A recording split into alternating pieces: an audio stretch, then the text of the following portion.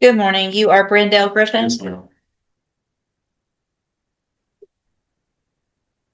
And Mr. Griffin, in cause number 24 DCCR 1666, you're charged with the state jail felony offense of publishing or threatening to publish intimate visual material from June 24th of 2024. And what that means, sir, is that if you go to trial and you're found guilty, the range of punishment would be between 6 months and up to 2 years in a state jail prison. Do you understand? Yes, ma'am. And I have a plea bargain rejection that you've signed with Mr. Rojas that shows that the district attorney's office has made an offer if you wanted to enter a plea of guilty. And that would be for a 2-year term in the state jail prison, but that would be probated. You'd be on probation for 5 years. You would be ordered to pay a $1,000 fine and follow all of the rules and conditions of probation. You have every right to reject that offer. I just want to make sure you understand what the possible consequences are and what your options are. And do you want to reject that offer? All right, we'll get that case set on the trial docket. And Mr. Griffin, Mr. Rojas has been appointed to represent you at this point. He's one of the attorneys who handles a lot of cases for me as a court-appointed attorney. With your permission, I can release him and appoint someone else. Is that okay with you?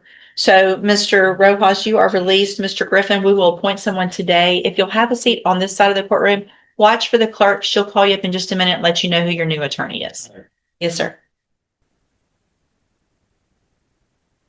All right, sir. Again, you're Brendelle Griffin. Yes, ma'am. And it's my understanding that you guys have come up with an agreement instead of going to trial. Is that correct? Yes, Judge. And Mr. Rojas, will your client waive the formal reading of the indictment? He will, Your Honor. Looks like we're going on a lesser, correct? Yes, Your Honor. Attempted, which makes it Class A misdemeanor. All right, let me get that pulled up. Okay.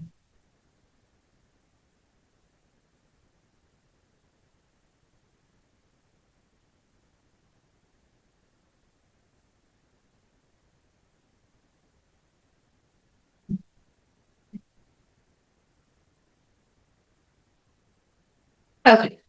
So, Mr. Griffin, in cause number 24, DCCR 1666, the state has elected to proceed on the lesser offense of a Class A misdemeanor, attempted publishing or threatened to publish intimate visual material from June 24th of 2024. How do you plead it?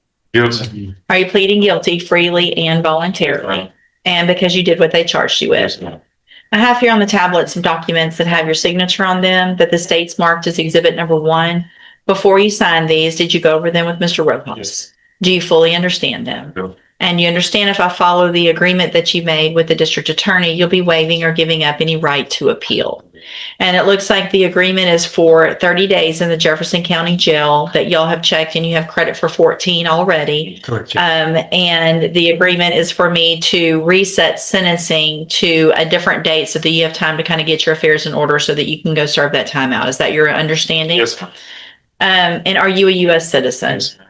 State tenders number 1. No objection. It's admitted. Is there any evidence that Mr. Griffin is not competent? No, Your Honor. All right, so I'm going to find that you entered your plea of guilty freely and voluntarily, find that you're mentally competent and understand the nature and the consequences of your plea, find sufficient evidence to find you guilty. However, I'm going to reset your case for sentencing to the 22nd. The 22nd, it's a Wednesday, so it's kind of a different day because of that week is kind of an off week. So we'll have docket at 9 o'clock that morning. It's very important that you're here, obviously on time, and also that you are not arrested for anything between now and when we come back, and we'll go forward with your sentencing at that time. And we do not need a pre-sentence report. All right, we'll see you back at sentencing. Thank you. Thank you. Thank y'all for working that out. Yes, sir.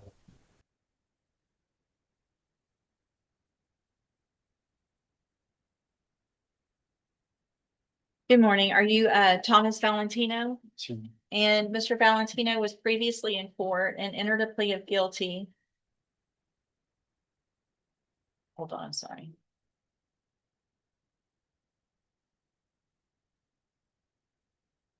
In count 1 only of the indictment to the state jail felony offense of theft of material. We reset the case for sentencing to give Mr. Valentino some time to get his affairs in order. And Mr. Valentino, just a couple questions. Have you been arrested for anything since we were here last No, time? Your Honor. All right. Is there any reason not to go forward with sentencing, Mr. Rojas? No, Your Honor. Ms. Malfino? No, Your Honor. All right, then at this time, sir, I'm going to find that you entered your plea of guilty previously, freely and voluntarily. Find sufficient evidence to find you guilty, and at this time, find you guilty of the state jail felony offense of theft of material.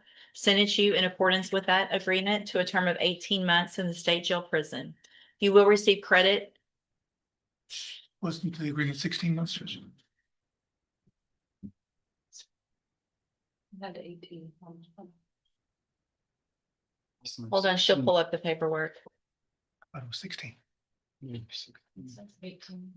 On the plea agreement that y'all signed, everybody signed.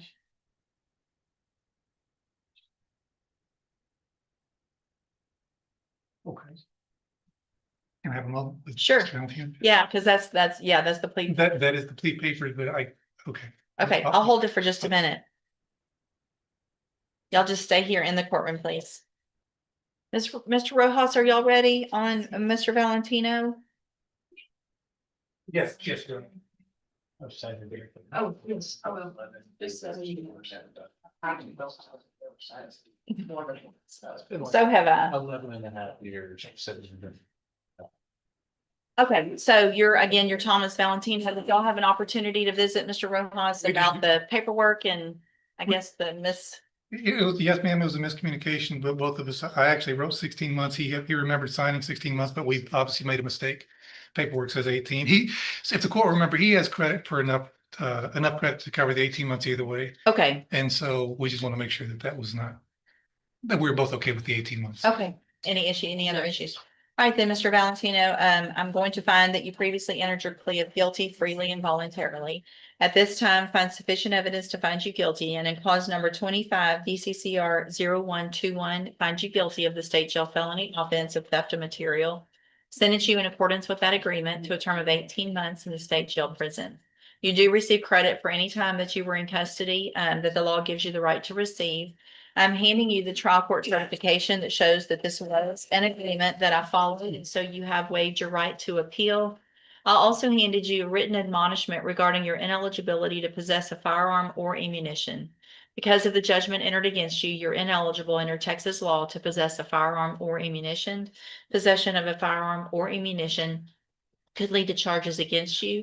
If you have any questions about the laws that make you ineligible to possess a firearm or ammunition, or about how long that lasts, you can talk with Mr. Rojas. All right, good luck to you, sir. You can go back with the bailiff. And Judge, if I could just for Mr. Valentino's benefit, the last time we were here, we checked his credit. He has 655 days credit. It wasn't attached to this case because he didn't have a hold on him, but the court had agreed to give him credit for that last time we were here. What was it on? What was he sitting on? I remember talking about that. Straight from us. And never left custody. Yes. Right. Yeah, so. So I gave him credit from the day that he was arrested on our case because you never got out. Correct. Okay, you'll get all that credit. We'll take care of May I it. ask you also, would you be able to, would the court be able to See, he's asking if there's anything the court can do to make sure, he knows he's gonna have to sit for some period of time until the state jail gives him the okay to be released. He's wondering if there's anything the court can do to speed up that process. My clerk is very efficient, so we'll have your judgment done within a day or two max. And so the jail will have it this afternoon or tomorrow.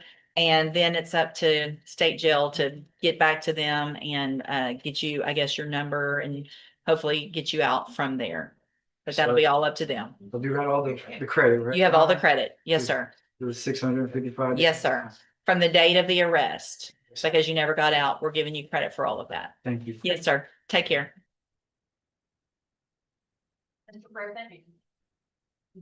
Good morning, ma'am. Are you Kelly McBride? And Ms. McBride was previously in court in clause number 25 DCCR 0044, entered a plea of guilty to the third-degree felony offense of obstruction or retaliation. I've received that pre-sentence report. Have you both had an opportunity to review that report? Yes, Your Honor. I have, Your Honor. Are there any additions or corrections? Your Honor, there's no corrections that we want to address because of the circumstances around it. We are agreeing and we'd like to move forward. Any issues? No, Judge, just to let the court know, she also will enter a plea of guilty to the native. That was part Right. of our plea bargain, so Okay. after the court sentences her here, not all of this, she'll go down the hall and enter back. With all of those conditions to be imposed as well. Thank you. And is that your understanding as well? Y'all will go down and take care of that today? Yes, Your All Honor. right, then, Ms. McBride, I'm going to find that you previously entered your plea of guilty freely and voluntarily. Find sufficient evidence to find you guilty. However, I'm going to follow the agreement that you made with the district attorney and defer all proceedings and place you on probation for 2 years. You're ordered to pay the $500 fine and to follow all of the rules and conditions of probation. If you do all of that, this is an excellent opportunity because you don't have a felony conviction on your record. And at the end of the probation, if you're successful, the case is actually dismissed. You'll never have a felony conviction. The other side of that, though, is if you violate any condition of probation, you can be brought back into court, found guilty, so you would have a felony conviction, and you could go to prison anywhere in that punishment range between 2 years and up to 10 years. Do you understand? Excuse me, I'm handing you the trial court certification. That shows that this was an agreement that I followed, and so you have waived your right to appeal. If you'll just have a seat here in the courtroom, before y'all go down there, probation will go over your paperwork. And then y'all can go down there, and if you think it'll be a little bit, they can go take care of that and come back. Okay, she's gonna take care of you before y'all go down there. Now I'm going to take care of Mr. Coker. Perfect. Thank you, sir. Thank you. I'll hold it for that. Your Honor. Good morning, you're Darius Sparks. Yes, ma'am. And Mr. Sparks is charged in cause number 25 BCCR 0754 with a third-degree felony offensive assault, family violence by impeding breath or circulation. And what is the announce? Judge, I believe we're asking for a recess so that Ms. Malfino can send a letter to the complaining witness and get her input on a possible law for the Sure. deposition. That's true, Judge. I have not heard from her since the original correspondence back in June of 25. If the Okay. court would allow me just a short period to send another one. We do have an alternative resolution.